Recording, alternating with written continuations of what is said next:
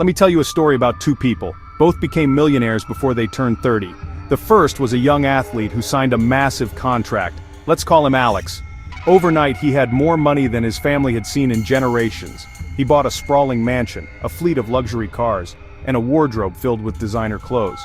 He hosted lavish parties, flew his friends around the world on private jets, and lived a life that looked like a highlight reel. The second person was a janitor. Let's call him Ronald. He worked for decades, quietly sweeping floors and cleaning offices. No one knew his financial situation. He lived in the same modest house for most of his adult life, drove a reliable used car, and packed his own lunch for work every day. But every single month, without fail, he took a small portion of his paycheck and invested it in a simple portfolio of blue-chip stocks. By the time Alex's short-lived athletic career was over, the money was gone, the cars were repossessed, the mansion was sold to cover debts, and the lifestyle he had built evaporated like a morning mist. Meanwhile, Ronald the janitor retired in his 60s. When he passed away, his community was stunned to learn he had left behind an estate worth over $8 million. He understood that money's real value wasn't in what it could buy today, but in what it could become tomorrow. He wasn't rich in the way we often picture it. He was wealthy, and wealth is a different game entirely. We see richness all the time. It's the celebrity with a garage full of exotic cars or the influencer posing on a yacht. It's the loud, tangible evidence of spending. But spending is not wealth. In fact, it is the opposite of wealth. When you see someone driving a $100,000 car, you don't actually know if they are wealthy. You just know that they have $100,000 less than they did before they bought the car. Or, more likely, they have a new loan that shackles them to a monthly payment for years to come. Many high-income earners, doctors, lawyers, executives, live paycheck to paycheck, trapped by the high-cost lifestyles they feel obligated to maintain. They are on a hedonic treadmill, running faster and faster just to stay in the same place. Their impressive salaries are immediately consumed by mortgages, car payments, private school tuition, and club memberships.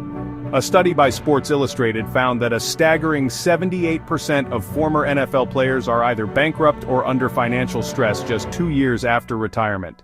An estimated 60% of former NBA players go broke within 5 years of leaving the game. Lifestyle inflation is a simple concept with profound consequences. It's the tendency to increase your spending as your income grows. You get a raise at work, and instead of saving or investing the extra money, you find new ways to spend it. The small apartment becomes a bigger one. The reliable sedan becomes a luxury SUV. The home-cooked meals are replaced by more frequent nights out at expensive restaurants. Each pay increase comes with an immediate and corresponding increase in your monthly expenses, leaving you in the exact same financial position as before, just with nicer stuff. It happens so subtly that most people don't even notice it. It starts with small justifications. I've worked hard, I deserve this. Or, it's only a small increase, it won't make a difference. Think of it like this, you're running on a treadmill. When you get a raise, it's like someone increases the speed of the treadmill. To keep up, you have to run faster. You're putting in more effort, earning more money, but you're not actually going anywhere. The antidote to lifestyle inflation is awareness and intention. The most powerful financial decision you can make is to pretend that your raise never happened. Continue living on your old salary and automatically save or invest the entire increase. There is a fundamental difference between riches and wealth. Riches are loud. Wealth is silent. Riches are about showing people you have money. It's the new car, the designer watch, the beachfront property. It's an outward display designed to attract attention and signal status. It is often funded by debt and fueled by a high income. Wealth, on the other hand, is quiet. It is the money you haven't spent. It's the assets that are not converted into flashy liabilities. Wealth is what you don't see. The classic example is the millionaire next door, the unassuming teacher, plumber, or small business owner who lives modestly and systematically builds a fortune over a lifetime.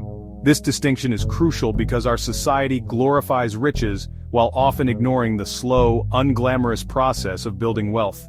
We are bombarded with images of extravagant spending, which tricks our brains into thinking that this is the goal. But the real goal is not to have the stuff, it's to have the freedom that comes from not needing the stuff. True financial power roars quietly in the form of a growing balance sheet, not a loud exhaust pipe.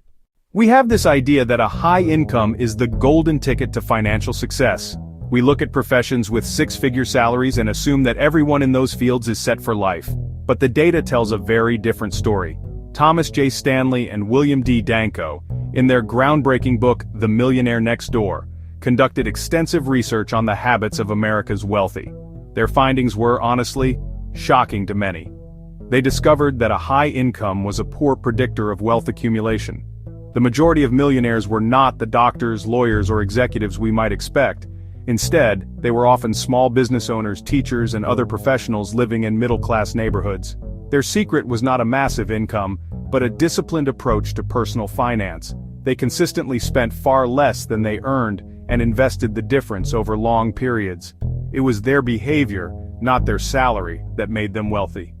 This exposes a critical truth. Your savings rate is more important than your income or your investment returns. The one variable you have almost complete control over is your savings rate. It is the gap between your ego and your income. This should be incredibly empowering.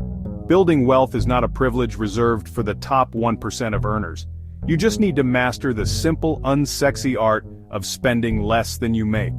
The numbers on a paycheck don't tell the whole story. The numbers on a balance sheet do. Albert Einstein is often credited with calling compound interest the eighth wonder of the world. He who understands it earns it, he who doesn't pays it. The concept is simple, but its power is almost impossible to grasp intuitively. Compounding is simply your money earning money. And then, the money that your money earned starts earning its own money. It's a snowball effect. At first, the growth is slow and almost unnoticeable, but over time it begins to accelerate. Let's use a simple example. Imagine two friends, Sarah and Ben. Sarah starts investing $300 a month at age 25. She does this consistently for 10 years and then stops completely, never adding another penny. By age 35, she has invested a total of $36,000. Her friend Ben waits until he is 35 to start investing. He also invests $300 a month, but he does it for 30 years, right up until he retires at age 65. Ben has invested a total of $108,000, 3 times more than Sarah. Who do you think ends up with more money? The answer is Sarah. By the time they both reach age 65, Sarah's initial investment will have grown to over $775,000. This isn't a trick, it's just the raw, unrelenting power of time. The lesson is clear. When it comes to investing, it's not just about how much you invest, but how early you start. Time is the most powerful ingredient in the recipe for wealth.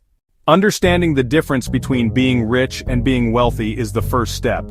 But knowledge without action is useless. The good news is that starting on the path to building real, lasting wealth is not complicated. The first step is to track your spending. You cannot control what you do not measure. For just 1 month, keep a record of every single dollar you spend. The goal is simply to gather data. You need to see exactly where your money is going. Most people are shocked when they do this. They discover that small, seemingly insignificant purchases, the daily coffee, the subscription services they forgot about, the impulse buys online, add up to a substantial amount of money each month. The second step is to create a gap. Once you know where your money is going, you can start making conscious decisions about where you want it to go. This is not about deprivation, it's about alignment. The third and most crucial step is to pay yourself first. This is a simple but profound shift in mindset. As soon as you get your paycheck, before you pay any bills or buy any groceries, you move a predetermined amount of money into a separate savings or investment account. This treats your future self as the most important bill you have to pay. It ensures that you are always building your wealth, regardless of what other expenses come up during the month. This gap is the raw material for building wealth. The single most effective way to ensure you follow the pay yourself first principle is to make it automatic. Human willpower is a finite resource. We are all susceptible to temptation, procrastination, and forgetfulness. The secret to long-term success is to build a system that works for you, even on the days you don't feel motivated. Automation takes the emotion and the decision-making out of the equation, turning your good intentions into guaranteed action. First, set up an automatic transfer from your checking account to a separate high-yield savings account. This will be your emergency fund. Your goal should be to accumulate at least 3 to 6 months' worth of essential living expenses in this account. Once your emergency fund is established, you can apply the same principle to investing. Set up an automatic transfer from your checking account to a low-cost brokerage account. You can start by investing in a simple, diversified index fund or a target date fund. This simple system of automation is the closest thing to a silver bullet in personal finance. It puts your wealth building on autopilot. It allows you to take advantage of dollar-cost averaging, where you buy more shares when prices are low and fewer when they are high. By setting up these automatic systems, you are creating a powerful, invisible force that is constantly working to build your wealth in the background, freeing up your mental energy to focus on the things that truly matter in your life. As we reach the end of this discussion, it's important to ask what the ultimate goal of all this is. The purpose of building wealth is not to have more money. The purpose of building wealth is to have more freedom. It's about having control over your time, which is the most valuable and non-renewable asset you will ever have. It is the ability to wake up in the morning and say, I can do whatever I want today. Wealth is the power to change your life on your own terms. It's the ability to leave a job that is destroying your mental health. It's the freedom to take a sabbatical to travel the world or to write a book. It's the security of knowing that if your child gets sick, you can afford the best possible care without a second thought. The legacy you build is not just about the financial assets you pass on to the next generation, it's about the values you embody and the lessons you teach. By living a life of discipline, patience, and long-term thinking, you provide a powerful example. So I encourage you to start today, not tomorrow, not next month, but right now. Open that savings account, set up that first automatic transfer no matter how small. Make a commitment to yourself to prioritize your future freedom over your present desires. The path to wealth is not a sprint, it's a marathon. It's a slow, steady, and sometimes boring process. But it is a process that leads to a destination of unparalleled freedom, security, and peace of mind. The greatest reward is not the money you will have, but the life it will allow you to live.